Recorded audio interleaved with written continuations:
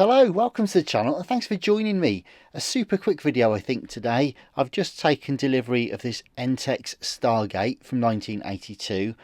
Very rare machine actually, and I wanted to get hold of one. They're so cool. They got loads of buttons and functions, from smart bombs to thrust and fire, even an invisible mode just there.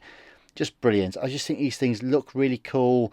They were kind of proper mini arcade games of the time, and it weighs a ton. I've got to say, when it first arrived I did think the batteries were still in it. It's that heavy, really robust, and unlike a lot of the sort of grandstand games and CGL games at the time, in addition to your power input there, you've also got an external headphone jack as well, so you can actually sort of mute or play the game without annoying the rest of your family while they're trying to watch Coronation Street or something. So anyways, it all looks like it's in pretty good nick, to be fair. It needs a polish. The screen needs a bit of a polish, and there's general kind of dust in the nooks and crannies, so just going to give it a bit of a clean today. So I thought really it's more of a show and tell than anything else, because the only thing that is wrong with it is the mute switch is a little bit well, I think the description said iffy or dodgy or something. So I'm just going to take a quick look at that now, and I'll put some fresh batteries in.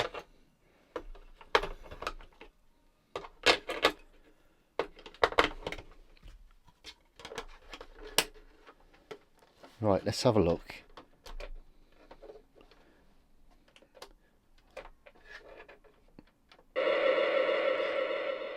Okay, well it works.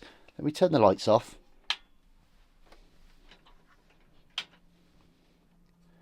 You may or may not see much happening there,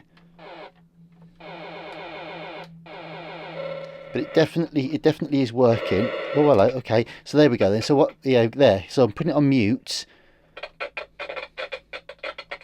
I'll put the lights back on. I'm putting it on mute, and it is quite crackly. You can hear that coming through. So I reckon that's probably just a dirty switch actually, to be fair. So what I will just do, oh, there we go, just turn that off. It's probably unrelated, but I'm just going to put a bit of contact cleaner into the headphone jack as well, because that's probably on the same circuit.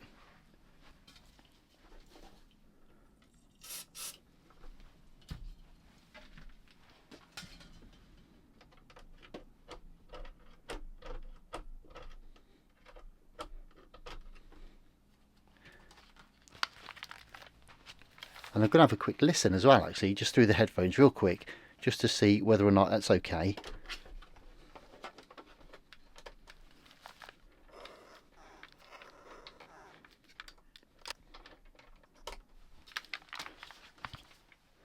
Right, I've just had a very quick listen off camera, and I can tell you the headphone jack does work. It's only in mono. I'm not sure if that's correct or not. I presume it probably is. It's probably more for an earpiece than an earphone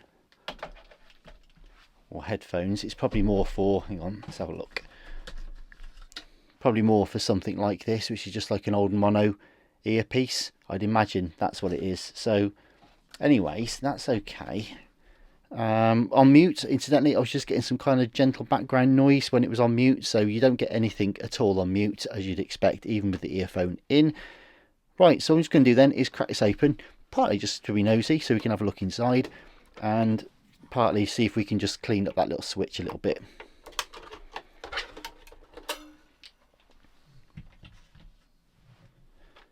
So what have we got then? Looks like we've got 6 screws.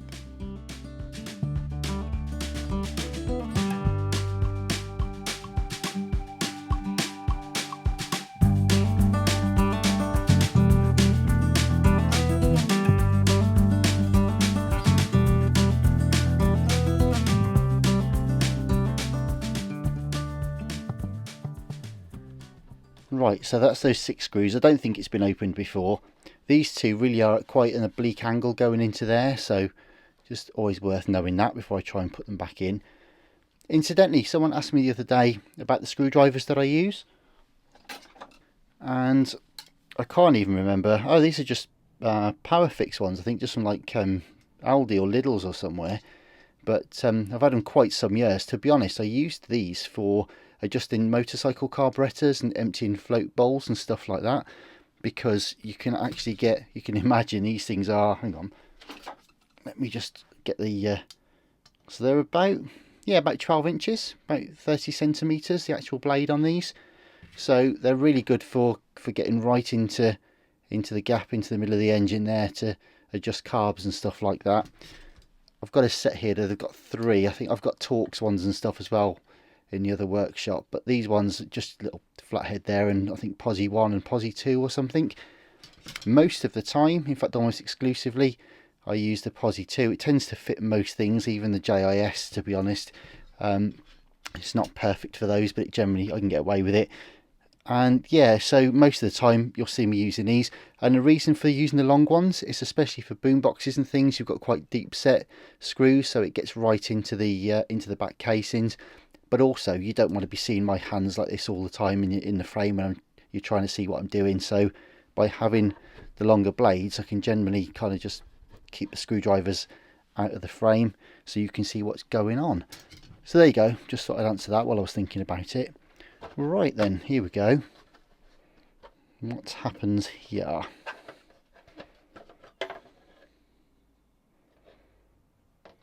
Right. Okie dokie. Yeah, quite a complicated little beastie. So that's nice. We've got, okay. Wow.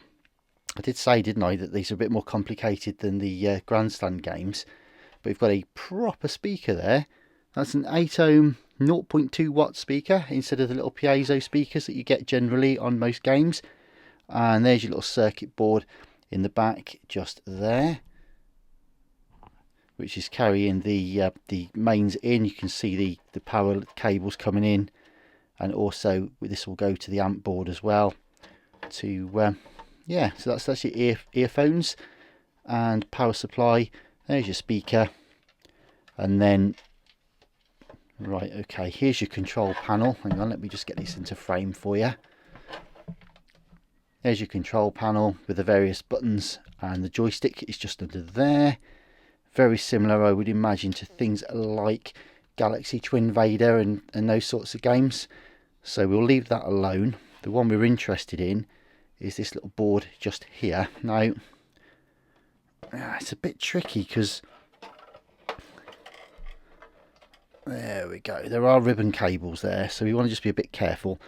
Right, so there's three switches altogether, I think. Is that right? Let me just check. Like I say, I've only literally just got this in, so real careful.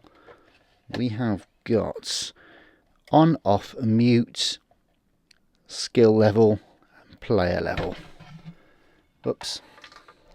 Okay, so that's the on-off switch, that's the skill level, and that's players 1 and 2 just there. So this is the switch we're interested in. So let's have a quick look inside. I think the plan will be basically just clean the switch, and I think I might fire up the Quattro as well and see if we can maybe reflow the switch contacts. I'm not going to worry about the other two, they were fine. Right. Okay. Can we get that away? Not really. Alright. What's our best scenario here then? Basically, I'm just looking at this because it's tied on by the ribbon cable. Can I cheat? Can I cheat? Yes. That's all I need. I was going to say my options are to take the entire control panel out, which is probably 7 screws there and lots of bits falling out, or we've got to completely decouple the main processor and the screen and everything from there to get away here. However, it's literally just a slightly squiffy sounding switch, so I'm going to just put a bit of contact cleaner in there as carefully as I can. Oh yeah, there we go. Nice. Right, and I'm just going to see if I can get that to reach back in. This is all a bit upside down and back to front, but I don't want to damage these ribbon cables that are just here, so I'm keeping everything together as best as I can. So I'm just running that a few times back and forth. And I'll put some lubricant in there as well. And I'm just kind of hoping, to be honest, that this will do the job.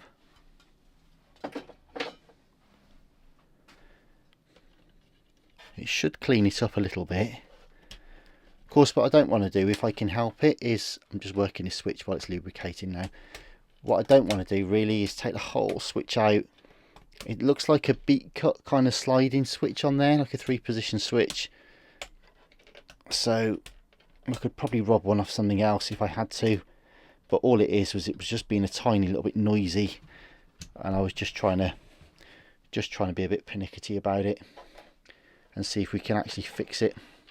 If we can't, we can't, but worth a stab. Right, let me just pop this back casing up on some foam. Just trying to take the strain.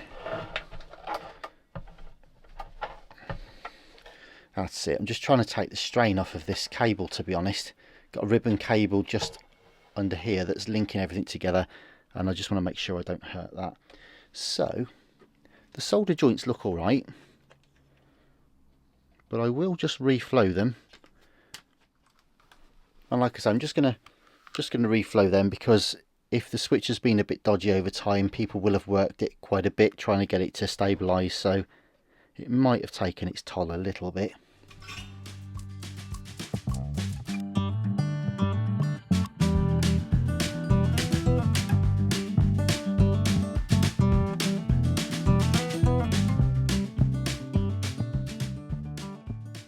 Okay, well that may or may not have worked, but I'm just going to dust off the inside of the casing just here, and we'll get it back together, see if we've made any improvement at all.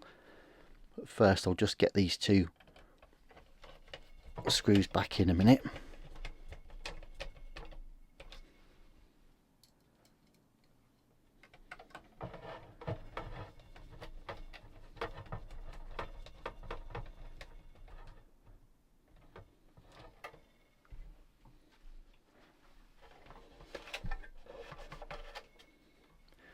To be fair, it's pretty clean in there. Right, okay. Let's put this back into the wide frame. It probably should have been in the first place, but anyways. Right.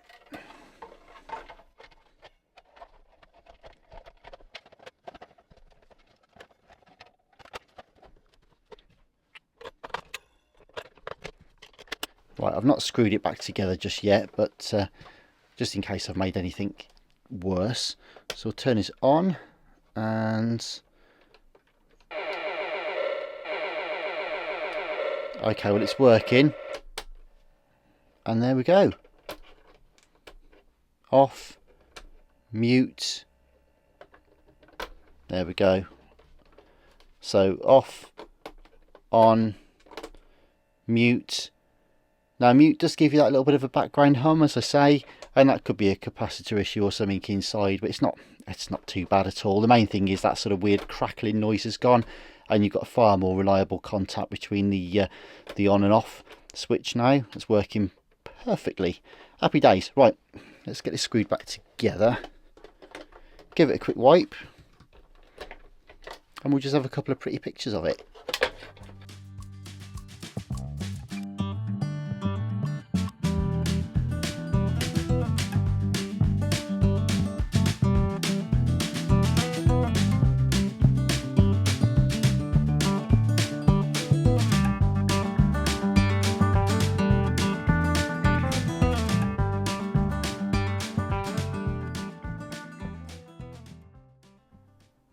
So there it is then, Stargate from Entex 1982.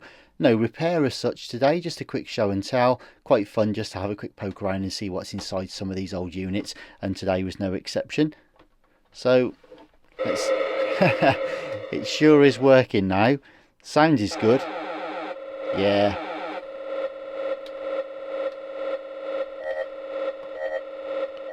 Nice. And you can see that switch is not noisy or crackly now, and that was the only issue that was with it, to be fair. But at least just nice to, you know that it's tickety-boo before we put it away for games nights and stuff like that. Anyway, thanks very much for watching. I'll see you soon with some more in-depth repairs on boomboxes, Walkmans, 8-tracks, vintage games, stuff like that. In the meantime, do stay safe. Thanks ever so much for watching. Please consider subscribing if you haven't already, and thank you ever so much for the support from you guys that do like to watch the videos on a regular basis. It's massively appreciated.